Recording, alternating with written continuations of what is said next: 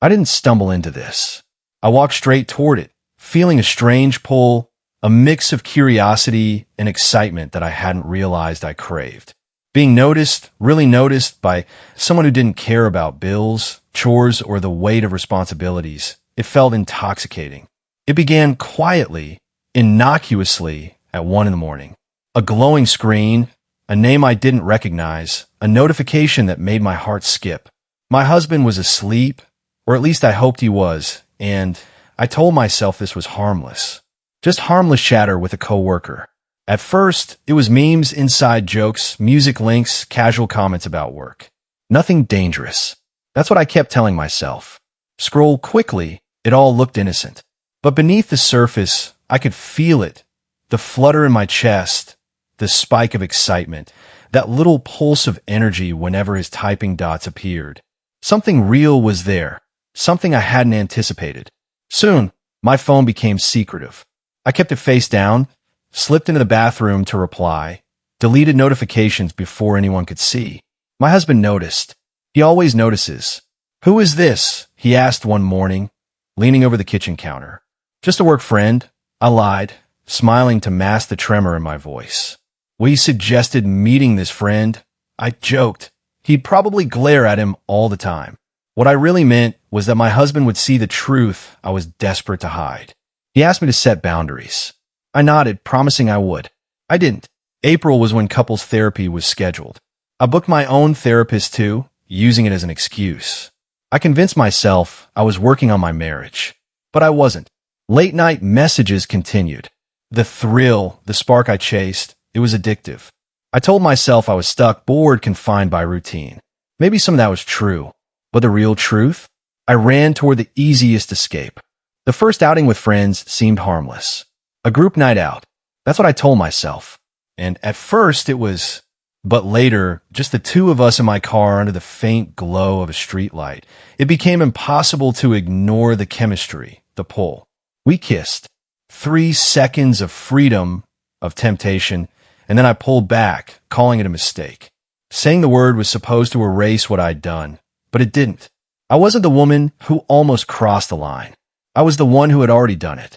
A friend captured the moment, a photo of us standing too close, and sent it to my husband. The call that followed was a mixture of fear and honesty. I confessed, trying to soften it, trying to rationalize. It was a lapse, I said. We realized it was wrong. That became my pattern, truth sprinkled with excuses.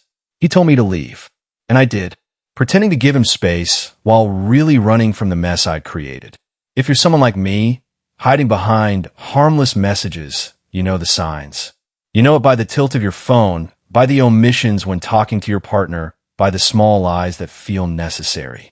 You know you're lying, even if your words appear clean.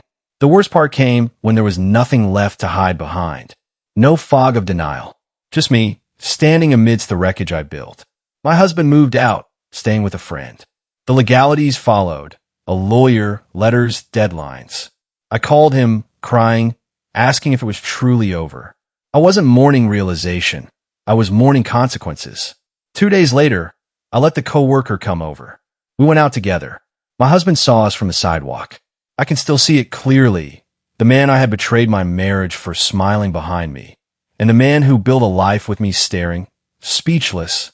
I told him he'd already left. I told him to leave me alone. I even defended the person who had helped destroy us.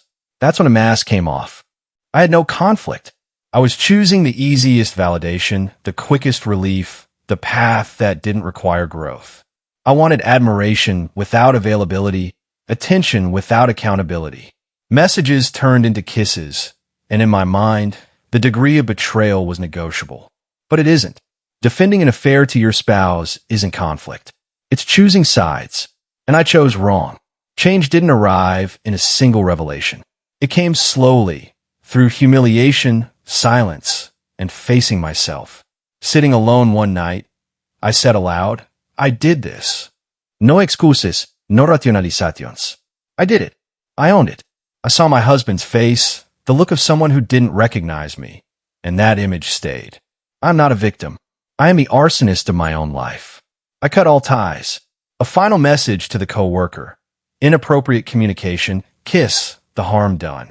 No contact, blocked everywhere. Removed from work projects. Manager informed of everything. No more excuses. I wrote a timeline. Every lie, every message, every kiss, every photograph, every sidewalk encounter. My therapist has it. My husband can see it if he chooses. I apologized for turning our home into a battlefield. Told my lawyer to keep things fair, no games, no delays. I offered temporary support for housing. Agreed to cooperate if he wants to sell or buy me out. Divorce, if it happens, will happen without manipulation. Silence, if he desires, will be honored. He hasn't responded. I don't blame him. Nothing can erase the kiss, the lies, the betrayal. Those images, those moments, they live in memory forever. If you're somewhere I was, pretending messages are innocent, consider this your mirror. You already know they aren't. You can stop now. Admit the truth. Tell your partner, burn the channels, face shame, and do the repair work. Or you can continue, and one day, you'll stand exactly where I did, watching the person who loved you look at you like a stranger, while the person who ruined it all stand behind you, smiling. I don't know if I will ever be welcomed back into the life I destroyed, but I am done calling it a mistake. It wasn't one. It was hundreds of choices I kept making. And now, I'm choosing differently. Even if the future is unrecognizable, even if rebuilding is impossible, I can become someone safe. It isn't redemption. It's responsibility. And I will pay it whether anyone sees or not.